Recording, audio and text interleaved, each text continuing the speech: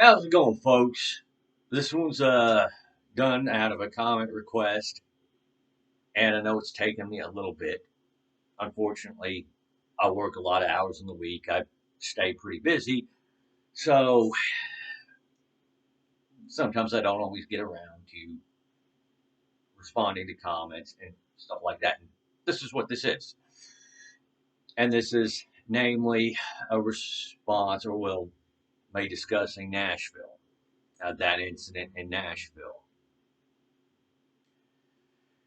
So, without further ado, this incident shows us a number of things that people like me have been saying for a while.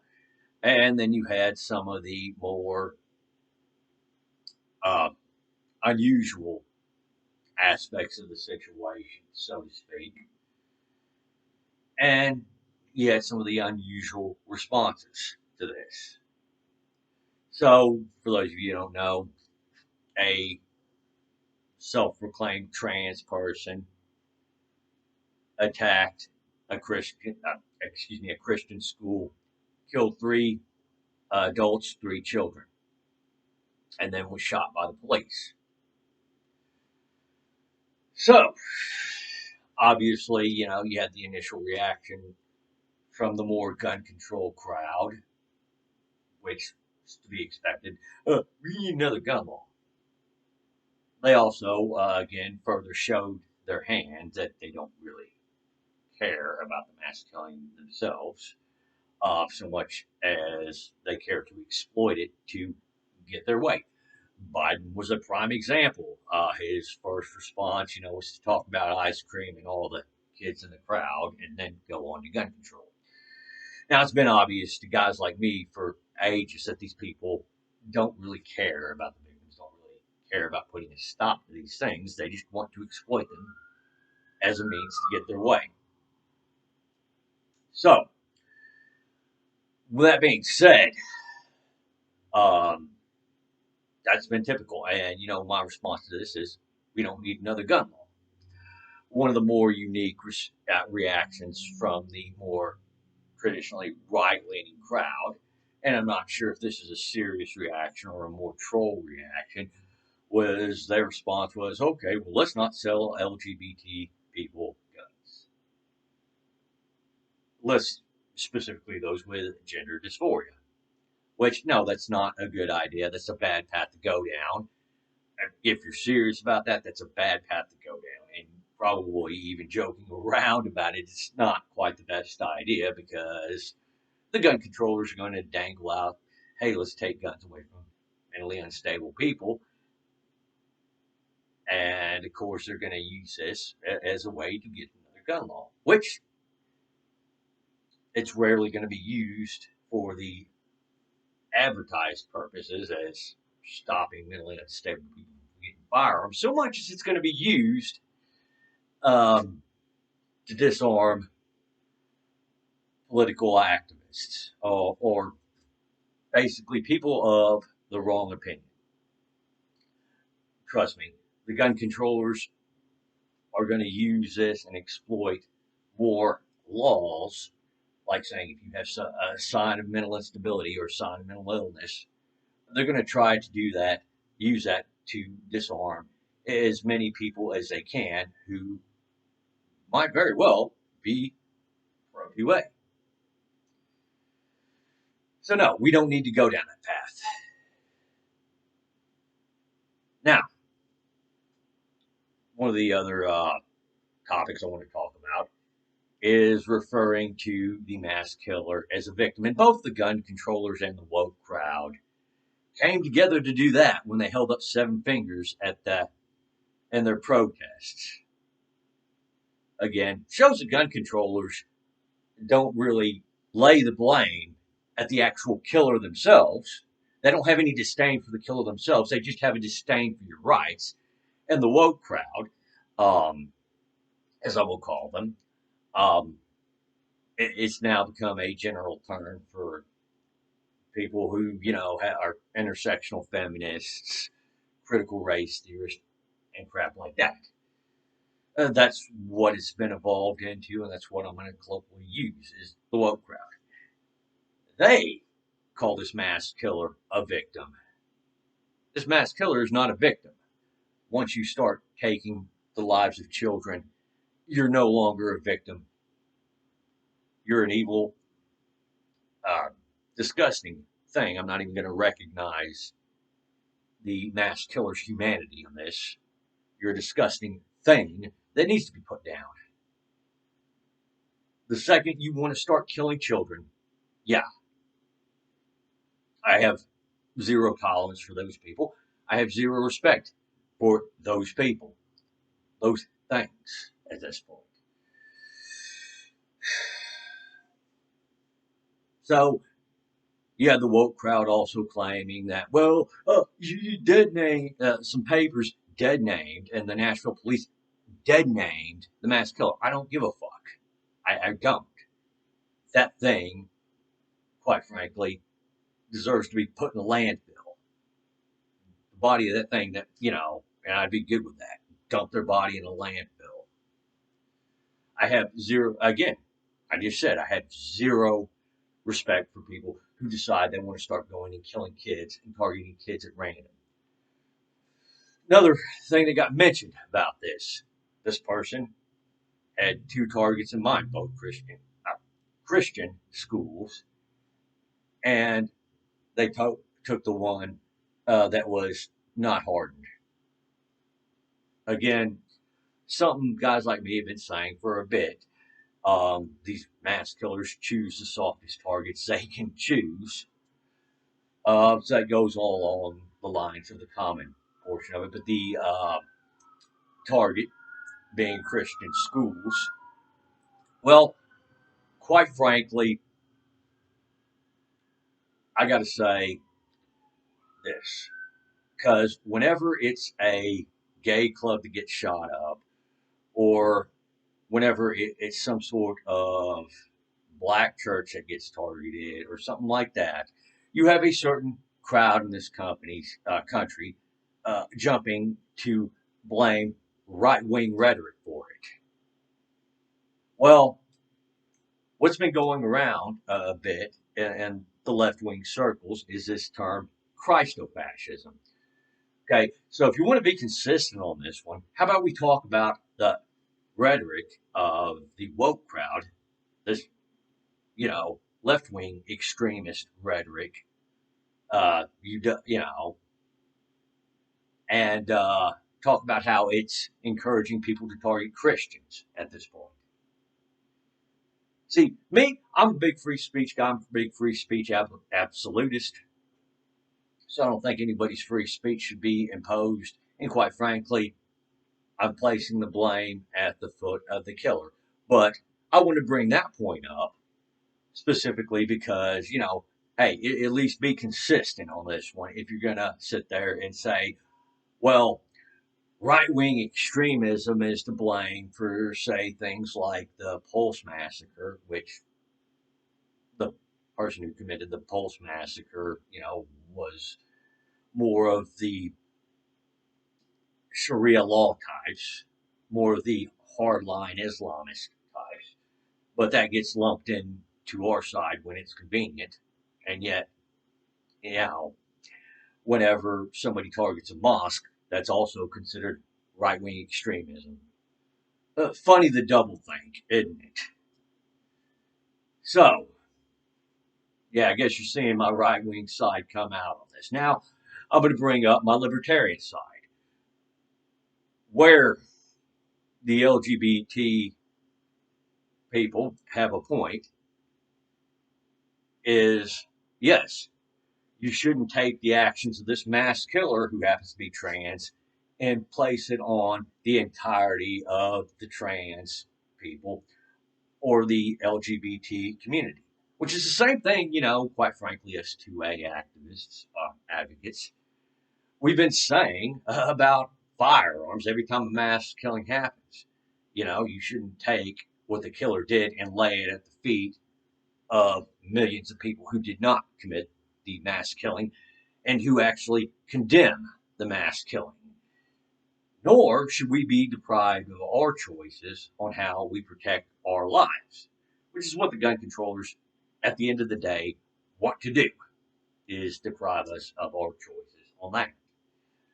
So I've been pretty consistent with this to say, okay, yeah, we shouldn't take the actions of this thing and lay it at the feet of the entire group of people who are LGBT. Uh, Nor should we lay it at the feet of what freedom we have left to exercise, quite frankly, constitutionally protected rights. And furthermore, I'm going to add this in specifically for the person commenting. And you may not like this, but no, not all LGBT people are woke activists. They're not queer activists as they call themselves, as the queer activists call themselves. A lot of LGBTs are, quite frankly, for the most part, normal people. Hell, you know of the one person who is gay who I talk to on the internet. He's I consider him a friend. He's a bit more left leaning than I am. However, I also have a friend I talk to over the phone. Who's here in Texas as well. He is very much gay, but he's also very much a Christian, and he's often trying to convert me to Christianity, even though I'm pretty staunchly atheist. So, that being said, this guy actually we're in competition, for who has the best, you know, gun and knife collection. I think he's got me beat on the sharp objects side of things, but I think my gun collection is far superior to his gun collection. Just kind of throw that in there. So, no, we shouldn't put everybody who's LGBT into that box. Now, a little something I got to advise the woke activists. Hey, you guys keep pushing this crap. You guys want to keep being unreasonable. You guys want to sit there and simp for mass killers. Well, quite frankly, you're going to be the ones doing damage to yourselves. And quite frankly, I'm hoping that when that breaking point comes, that the people who push to that breaking point understand that there's a difference between basic people who are homosexual or trans and people who are queer activists such as yourselves, and they direct their rage towards you and not the LGBT community at large.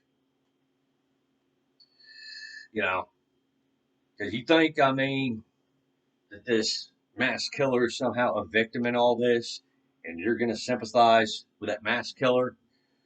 Well, quite frankly, I don't have any sympathy for you. And you know what? You're just as big of a hypocrite as, say, somebody like Ben Shapiro when he points the finger at the trans community for this, when you're pointing the finger at the gun community. So there you have it. Yeah, one of you says blame trans, not guns on this one. The other one of you says blames guns, not trans on this one. You're both hypocrites. Congratulations. You're both actually inconsistent and showing that you know you're wrong or you're too stupid to know you're wrong. So have at it there. So, with that being said, I'm going to bring this into Civil War now. The topic of that, anyway, because there have been people who have been bringing up the term Civil War. as kind of a response to this. Are we in a civil war? Is a civil war coming and whatnot?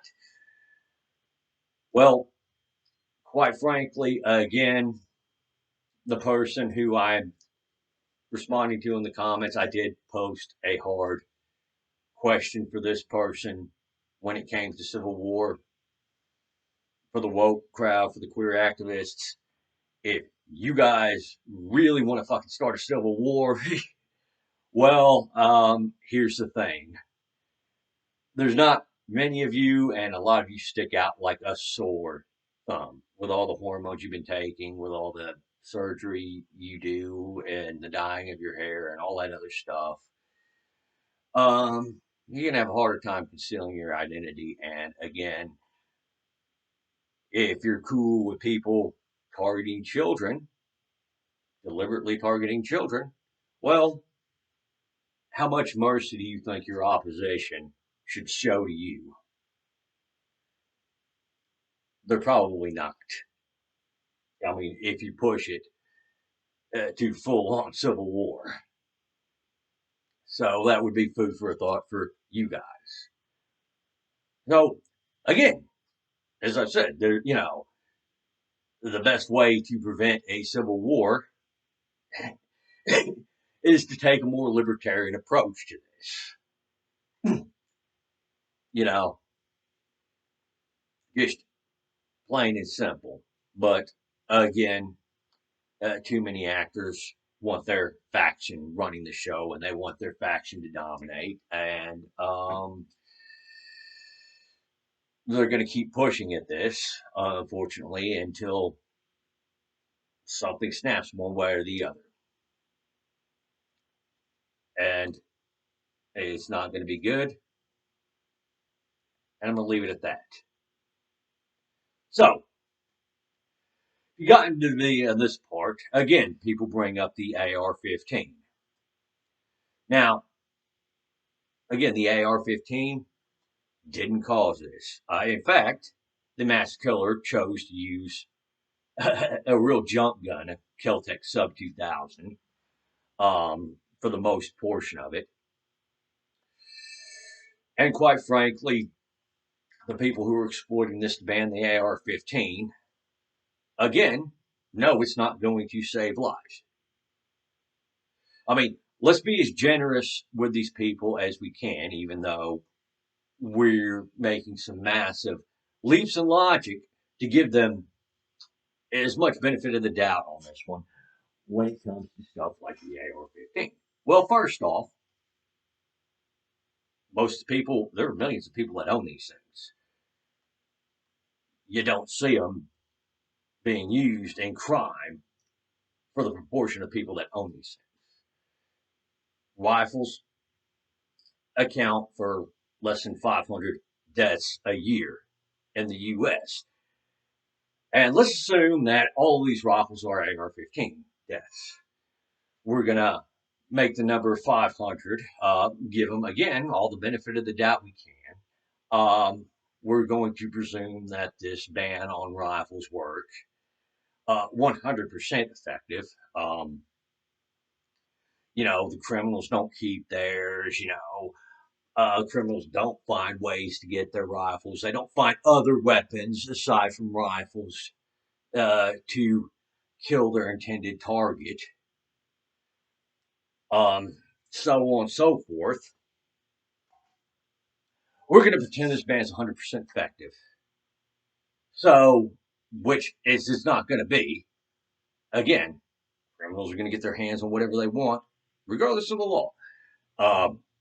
They can't get their hands on their preferred type of weapon. They'll find another. It's just really that simple. But again, 500. This isn't even a fraction of our homicides, hardly.